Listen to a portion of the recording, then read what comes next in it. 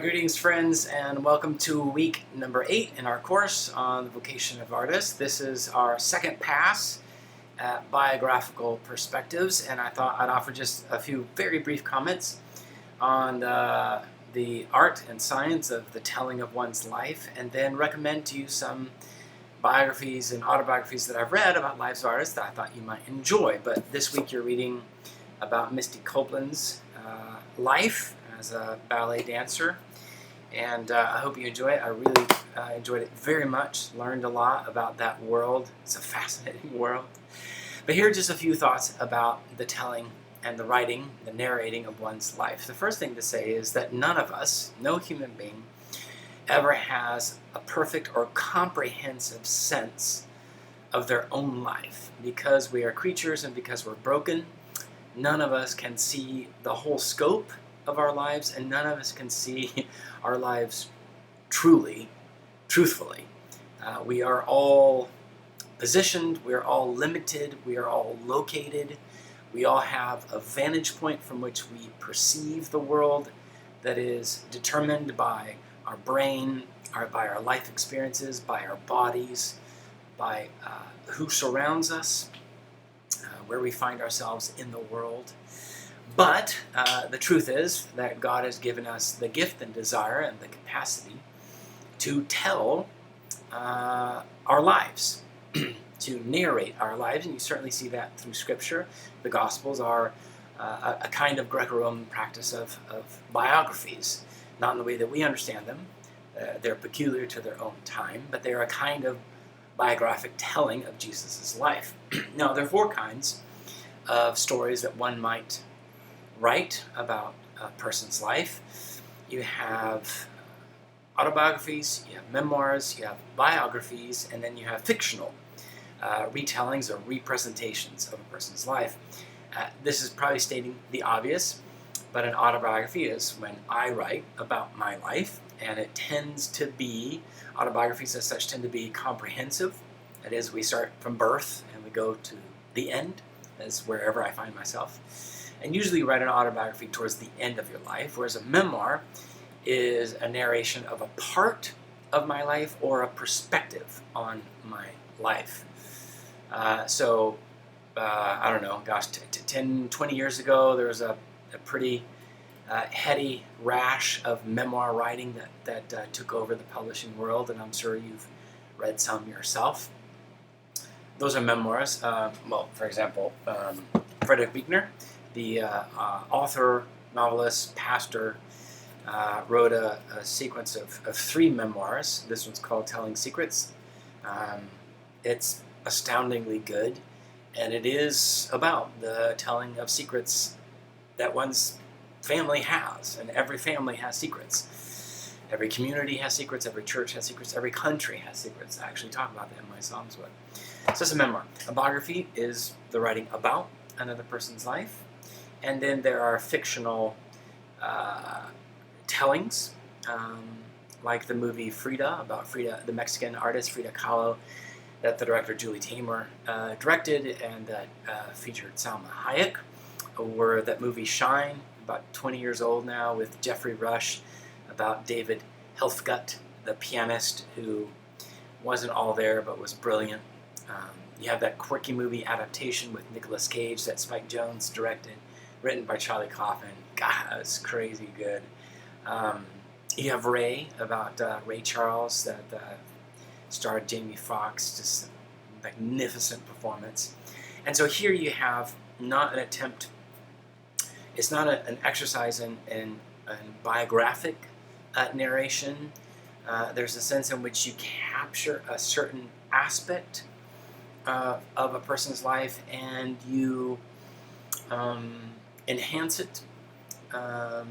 You flavorize it, and so you're putting salt. You're expanding certain parts. You're contracting others. The camera lens is only showing you certain things along the way. You might have to extrapolate from facts that you do not have, or there may be a certain tone that you would like to convey to the viewer that isn't quite exactly what you would find in the person's life. But nonetheless, they can still be exercises in truth-telling. So they're not false, they're not a telling of an error or a lie, but it is telling from a very particular perspective, taking advantage of the medium of film, in this case, or TV, to retell in a way that captures some quality of the person's life. Every person's story, whether it's autobiography, memoir, biography, or a fictional telling, is told from a particular perspective. And that's certainly the case for Misty, if I may call her Misty, Miss Copeland, because she wrote this sort of in her 30s, so relatively young, I think. She might tell a different story when she's in her 50s or 70s, for that matter. So there's a perspective that she has. It's not journalism. It's not historiography. There's a position. She actually stands somewhere in the world and sees things through lenses. That doesn't mean that her sight is utterly, absolutely warped, but it does mean that it sees some things and cannot see other things. But I love her memoir. I thought it was a fascinating insight into her life story, but also the world of ballet, classical and contemporary ballet. Okay, so here are a few other books. One of the things I would recommend to you as a lifelong habit is to read biographies, autobiographies, and memoirs. If you're an artist, I think one of the best things that you can do for yourself is to immerse yourself in the stories of others' lives, partly as a way to gain wisdom, to gain perspective, to gain a sense of how other artists have perceived themselves, and to find companionship, communion with others who may be kindred, or companionship and communion with those who are very different from yourself, to remind you sort of the otherliness of other people's experience of art making, perhaps in very different parts of the world or different parts in history. But consider taking up the habit of reading biographies, autobiographies, memoirs, or if you're not, if you wouldn't enjoy doing that, then just make a commitment to watching a bunch of maybe documentaries, right? Would be one approach that might be more factual. It's still a perspective. There's still a lens that shows you some things and not others. But make that a part of your diet as an artist, is to continually read or watch and to learn about other artists' lives. Anne Lamott, some of you know this. This is just a very wonderful, famous book on writing. It's very funny. It's laugh out loud funny. It's witty. It's very honest. The challenges of being a writer. The book that I mentioned last week in my lecture by Paul Ely, titled An American Pilgrimage. It's about Flannery O'Connor and Thomas Merton, Dorothy Day, and Walker Percy. It's a thick book. If you want to understand Catholics in the mid-20th century, authors, writers, that's your book. One that I enjoyed reading a few years ago is by Irving Stone, called The Agony and the Ecstasy. This is a bit of historical fiction, retelling of Michelangelo's life, so a lot of it is factual, and a good deal of it is historical fictional, that is taking historical data and then fictionalizing it in some sense, imagining dialogue that we don't have records of.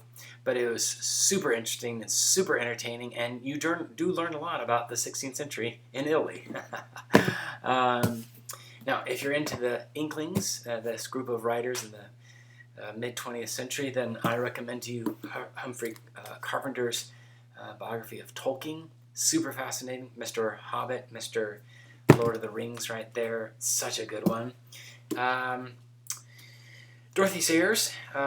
This is a biography by David Coombs. She was a contemporary of C.S. Lewis and J.R. Tolkien. She was the only woman. And yes, she had to stand up for herself in more ways than one, and unfairly so, but she was a woman with a spine, with some grit, and she was not afraid. She stood her ground, and it's a fascinating insight into the life of a woman in this mid-20th century time period. If you want to go sort of into the maybe worlds of worship, then you have this one by John Tyson about the life of Charles Wesley. Fascinating picture into his life. His brothers, John Wesley, Methodists, consider them their forefathers.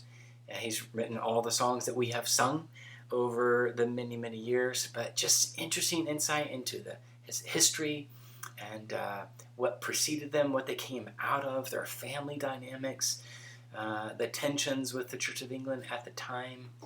Man, it's really, really good.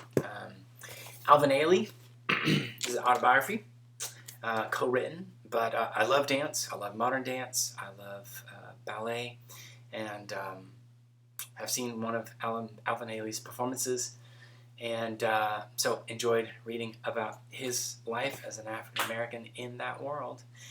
And then, there's George MacDonald, who's kind of the forefather of Lewis and Tolkien.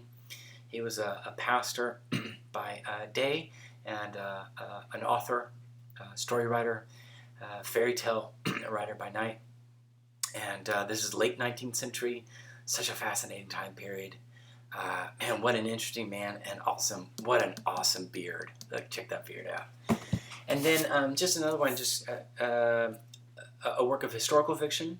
So this is Ron Hansen. He's a Catholic writer, and he tells the story of Gerard Manley Hopkins, the Catholic poet of the late 19th century, and basically kind of a historical fictional retelling of his life. So there's a lot of actual biographical detail, fact in it, but again, imagining certain parts that aren't, we don't have letters, diary entries, journals about it, but the telling of Gerard Manley Hopkins' life in the aftermath of his personal response to the shipwreck of a German boat, and what a impression that tragedy made on him as a poet, and how he began to make sense of it by making poems.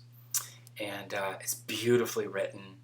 It's very engaging, and it's just as literary and poetically rich as Manley Hopkins is himself. So just some that I've read recent years. I have many more, and I have many more that I've not read. So I have this commitment to keep reading. I learn a great deal. It keeps me humble, like in a really contented way. It reminds me of things that I forget all too easily. I do like how reading biographies makes people's lives feel both strange, foreign, and otherly, but also familiar and intimate and friendly. And that's helpful to me, that there's a large world of art making and how one conceives of being an artist. And people's lives are marked by the details, right? And that's sometimes we don't get in a Wikipedia entry. We don't get in sort of a cursory glance at their lives. But it's in the details of where they came from, who their parentage was, their lineage, where they're born and raised, and how those things influenced them, shaped them, broke them, how they persevered through suffering and adversity, and did good things, and perhaps got to the end of their life with a sense of failure, and it was only afterwards, posthumously, that people discover their work. And again, in God's economy, God's kingdom, our death is not the last word in our lives.